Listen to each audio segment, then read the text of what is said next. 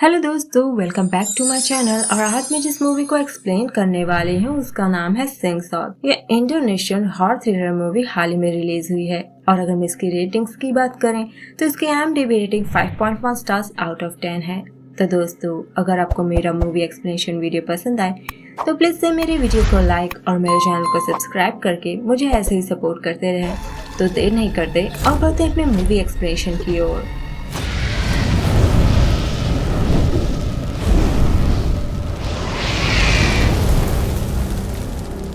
तो इस मूवी की शुरुआत में हमें एक फॉरेस्ट का नज़ारा दिखाया जाता है, जहां पर हम मिस्टर अगस्त पैथे को देख पाते हैं, जिसे हम यहाँ पर सिर्फ पैथे कहकर ही बुलाएंगे।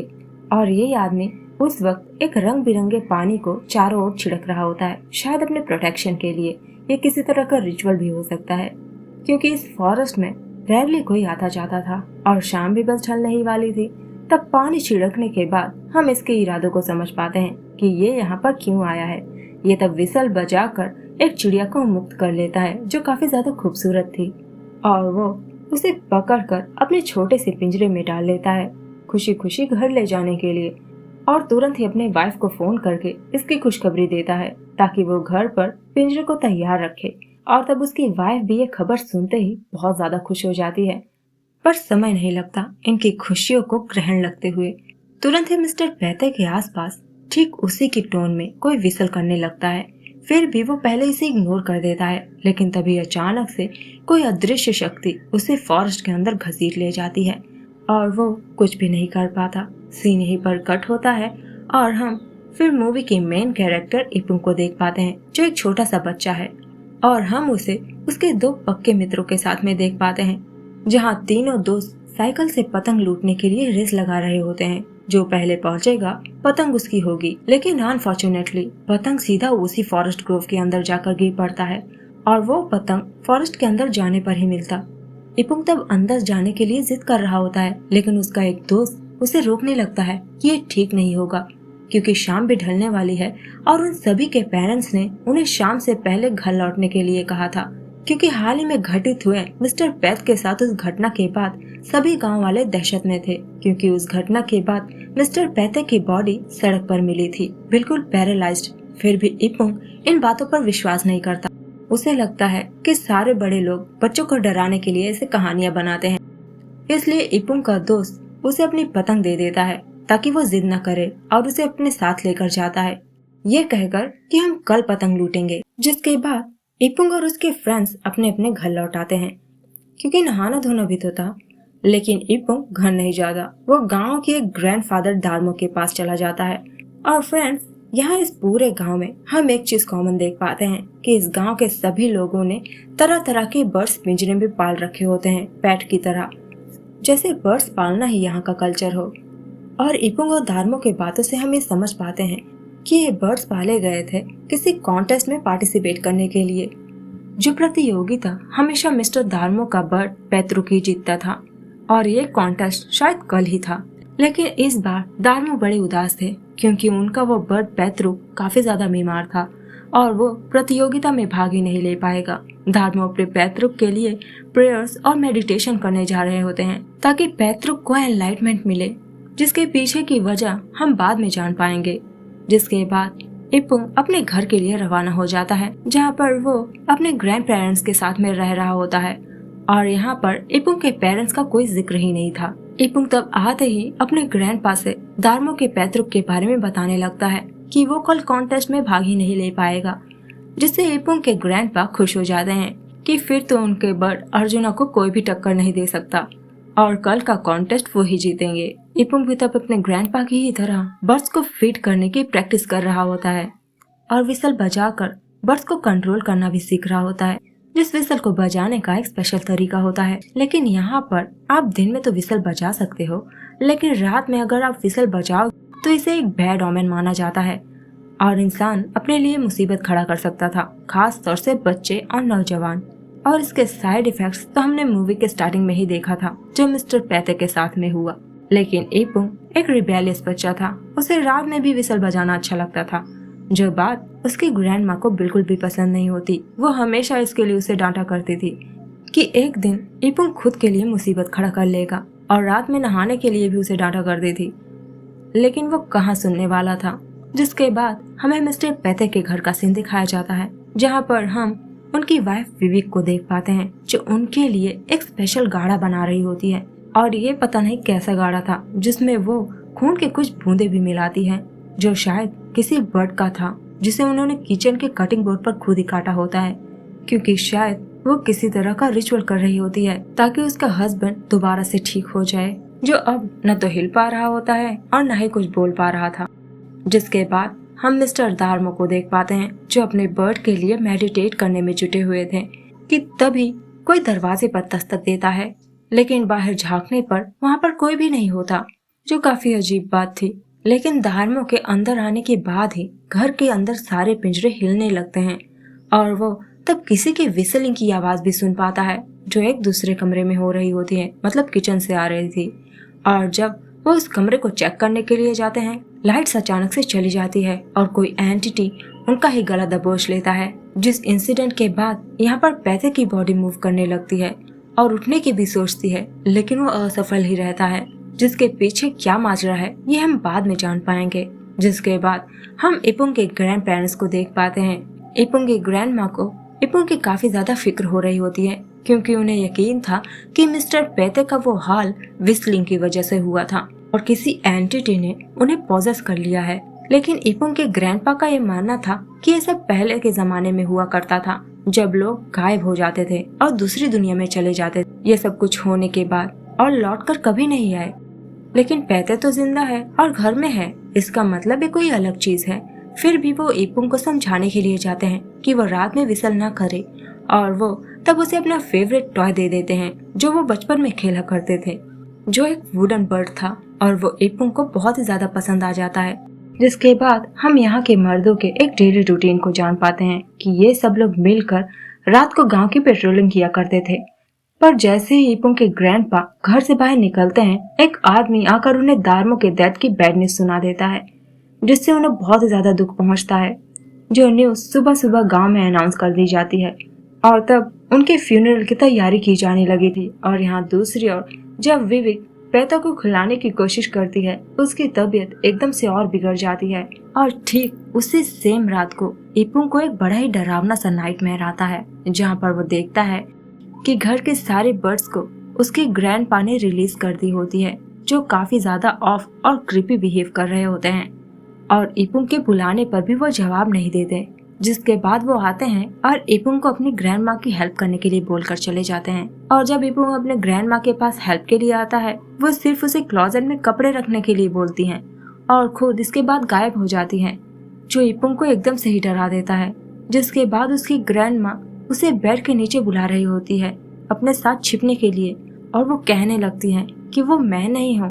और बेड के नीचे जब इपुंग छिपता है, तब उसे पता चलता है कि ना तो सामने वाली और ना ही बेड के नीचे वाली दोनों ही उसकी ग्रैंडमदर नहीं है, और ये दोनों ही चुड़ैलें थीं, जो इपुंग को एकदम से ही डरा देती है। जिसके बाद इपुंग डर के मारे जाग जाता है, और इस सपने के बाद इपुंग एकदम से ही डिस्टर्ब रहने लगा था। और हमें फिर दार्मो के घर का सीन दिखाया जाता है, जहाँ पर सब फ्यूनरल प्रेयर्स के लिए जुटे हुए थे, और यहाँ पर इनकी हेल्प करने के लिए 2 महिलाएं आई हुई थी, जो गेस्ट के खाने पीने की तैयारियां कर रही होती हैं। और तब उन्हीं के बातों से हमें जान पाते हैं कि मिस्टर दार्मो के पास स्पेशल प्रोटेक्शन थी, किसी प्रकार के स्पिरिचुअल प्रोटेक्शन, और ऐसे लोग जो होते हैं वो जल्दी कभी नहीं मरते। पर ये कैसे मर गई, यही उनका सवाल था। और यहाँ के अधिकतर लोगों के पास ये स्पेशल प्रोटेक्शन है, जिसे लोग ब्लैक मैजिक भी मानते हैं। बंगाल में इस तरह की चीजें काफी ज्यादा फेमस है, और इस तरह की किस्से कहानियां आपने भी सुनी होगी कि एक शैतान की जान एक चिड़िया में है, फलाने की जान एक तोते में है।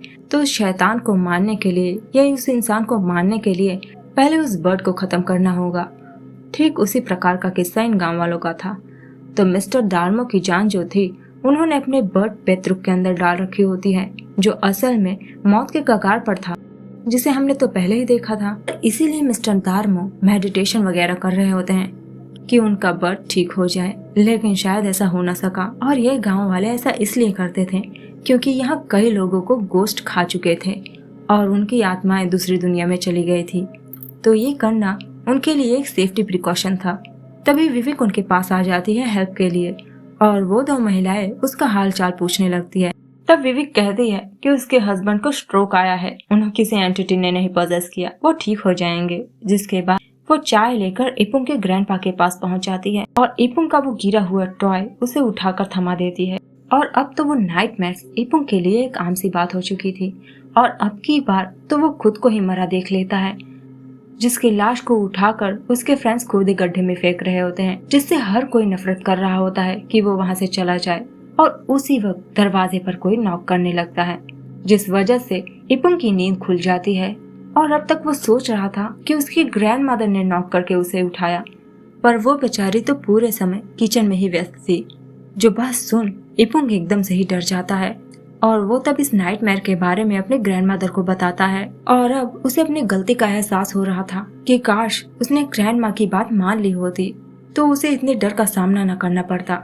और यहाँ विविक अपने हस्बैंड के लिए इतनी पागल हो चुकी थी कि वो अपने पास में मौजूद बर्ड्स को मारकर उनसे अपने हस्बैंड को मांग रही होती है, जो उसके अंदर कितनी इविलनेस भरी है ये दिखाती है। दूसरे दिन इपुंग के ग्रैंडपा उस कॉन्टेस्ट में उसे लेकर जाते हैं, जहाँ पर वो अपने दोस्त मिस्टर मांतो के साथ में बातचीत कर रहे होते हैं। और मिस्टर मांतो जो थे ये गांव के एक जाने माने साइकिक भी माने जाते थे और उनका मानना था कि धार्मो की डेथ उनके भूत पेतरुक के मरने की वजह से हुई थी, मगर उन्हें इसमें पैते की भी करामाती नजर आ रही होती है, क्योंकि मांतो तो साइकिक थे ही और उन्हें पैते पर शक हो रहा था।